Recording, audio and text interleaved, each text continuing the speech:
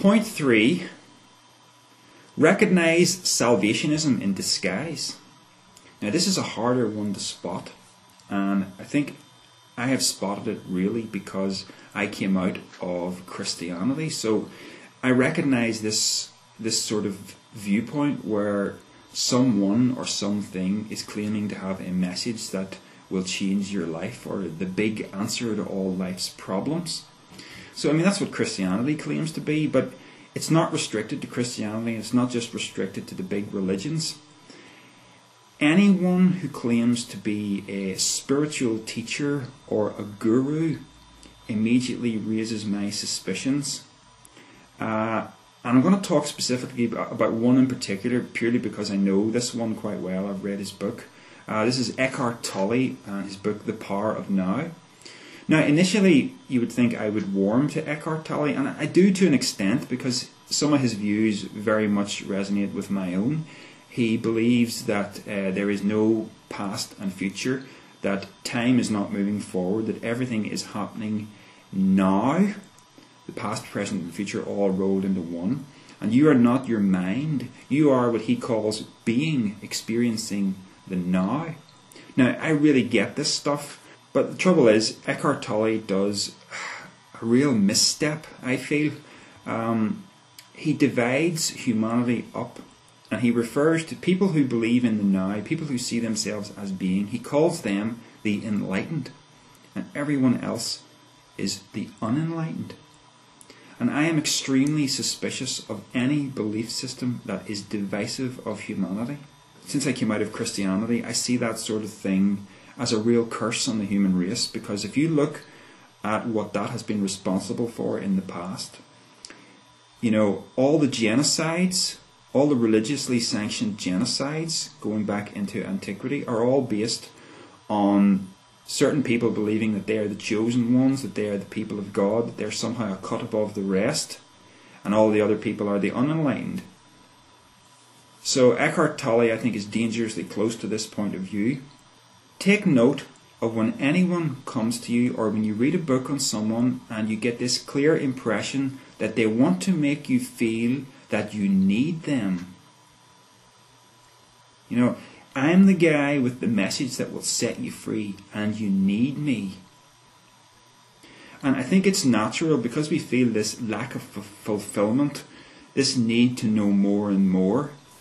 We have this tendency, perhaps, to really want someone to give us what we might call the answer.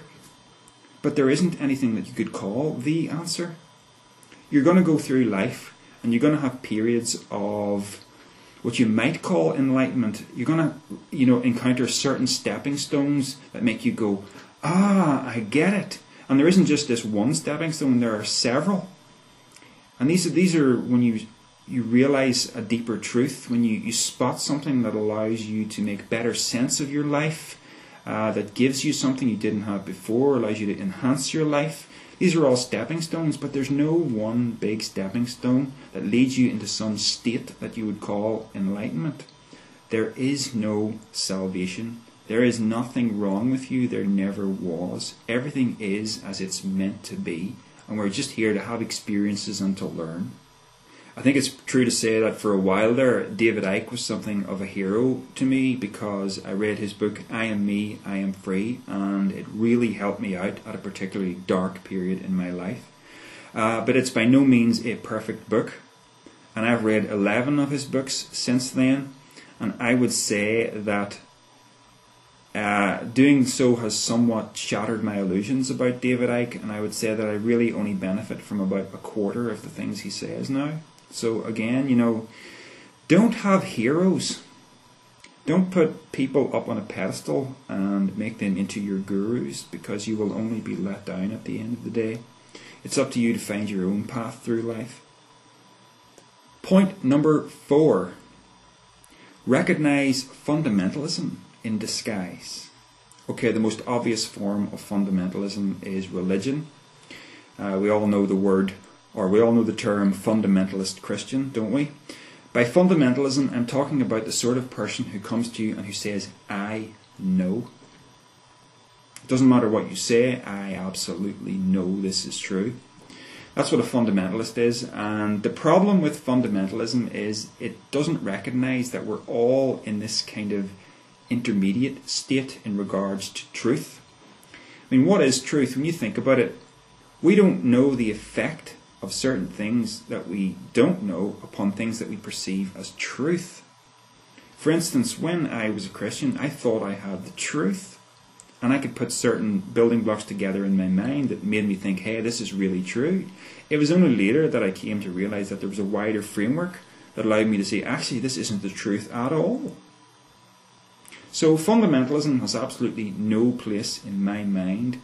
Dogma has no place in my mind. And you find fundamentalism in places that you would not maybe expect to find it, and it goes often unrecognised. And the place that I have found it is among skepticism. Skepticism should be the pursuit of truth via the means of reason. But what it really becomes for some people is the defence of the status quo at all costs. Now, I find this because of my telekinesis experiments, of course. Some people they just dismiss me from the get-go, and to some people, the only thing that is sacred are the laws of known physics, and there is absolutely no room in their imagination for anything ever changing in terms of classical physics or anything else. The status quo is absolutely sacred and must never change, and we will ridicule anyone who dares to suggest otherwise. That's what skepticism has become in some people's minds, and it's nothing more than fundamentalism in disguise. And it's usually pointless trying to learn from people who are like that, because these are people who are standing still, who are not taking knowledge forward. Of course, the ultimate expression of standing still is religion, where it claims to have all the answers and have had them perfectly from 2,000 years ago. But there are people who want to take the current status quo and stand still with it and never move forward. It's exactly the same thing. It's just fundamentalism in disguise. One of the most important things that I can do for myself is just to realise that in terms of my position in the universe, I am essentially little more than a stupid monkey stumbling about in the dark trying to find something. So I am never going to get up on my high horse and say, listen to me, I have the truth, it doesn't matter what you think. And of course, fundamentalism, let's remember, is the thing that has been responsible for some of the most intolerant behaviour of the human race. Fundamentalism is the thing that makes people forget all about fair play. You know, it's people who say, well, I know I'm right, so it doesn't matter what you think, and who lord it over other people. And the idea of saying, well, I'm just offering my perspective, take it or leave it, doesn't seem to come into effect.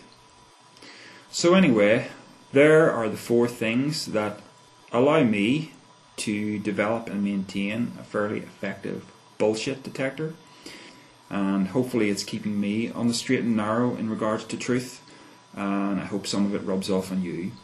I mean, I'm sure I've rubbed some people the wrong way with this, because I know there's bound to be fans of some of the people that I have criticised in this video, but just remember, all I'm calling you to is a high standard of evidence and a high standard of rationality when determining truth from error.